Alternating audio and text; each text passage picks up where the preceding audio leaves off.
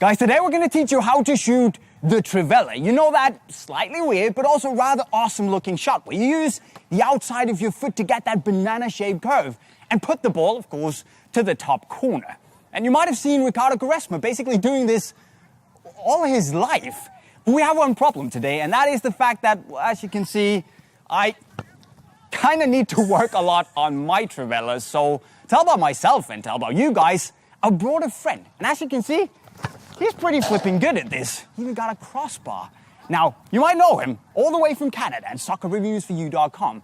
It's Josh. What's up, man? Joe, whoa, John. No, Josh. It's all the way on the internet.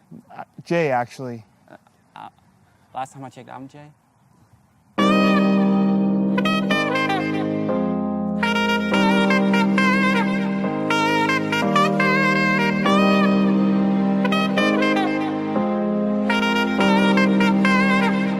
So step one is kind of two parts because it has to do with the approach as well as where you plant your foot.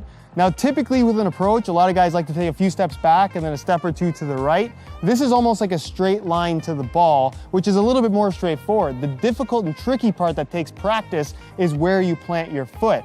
Normally you'd plant your foot very close to the ball, but you have to plant it a little bit further away so you have clearance for your swinging leg to get around the ball and past your plant foot. So step two is really straightforward. It has to do with your follow through, which you would typically do with a normal strike, and it's extra important when you're striking with the outside of your foot, because if you don't follow through, you lose all your power. It's kind of an awkward movement, but once you get used to doing it, making it feel more natural, the power will come really easily.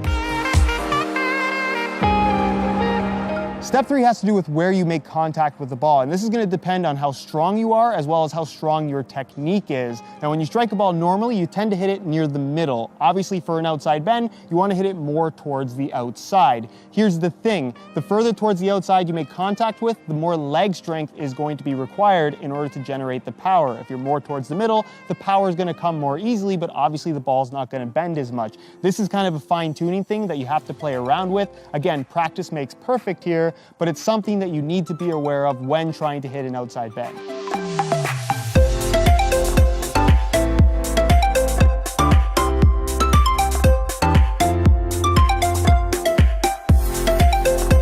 So step four is something that a lot of people don't even consider, and that is locking your ankle. Obviously, you have to get your foot in the right position to make contact with the ball, but making sure your ankle is physically locked through the entire contact is where you're going to lose and gain your power. If your ankle is somewhat limp, the shot's not going to come off, you're not going to get any power, and it's just not going to work. So learning to lock your ankle is extremely important. So the fifth and final point is really what's going to make or break your ability to get better at this technique, and it has to do with the technique itself. When you're practicing this, focus on being smooth, focus on making good ball contact, focus on everything we talked about, the technique specifically, rather than the power. If you concentrate on the power too much, your technique's never going to improve, and you're going to have a terrible outside bend for the rest of your life. Focus on being smooth and clean contact, and that's how you're going to improve.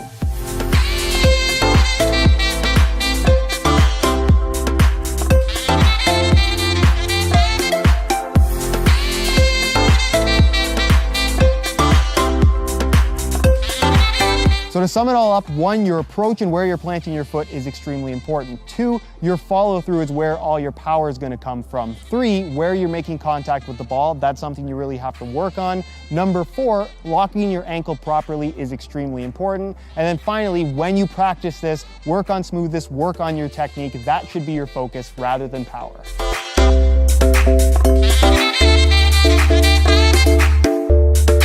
So guys, hopefully you learned how to perform the trivela. As you can probably see on me, well, it takes time to perfect, so I still gotta work, and that's what you should remember. You might have the technique, you might have all the knowledge on how to do it, but keep in mind that you should always train, work.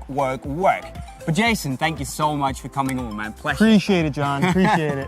And guys, remember that if you want to see daily videos on all the latest boots, all the boot nerding, well, you should go follow this guy. You can subscribe to his channel if you click right over there. Be like Jay, I'm a subscriber, you should do the same. Of course, if you want to gear up in the Phantom Visions like we're wearing right now, you can also click the link somewhere on your screen. Go and shop everything on unisportstore.com. Finally, also, don't forget to sub to our channel if you're new here. It's pretty awesome, and we also make a lot of videos, so what are you waiting for? Click all the subscribe links and have fun. We're signing off. Cheerio. Later.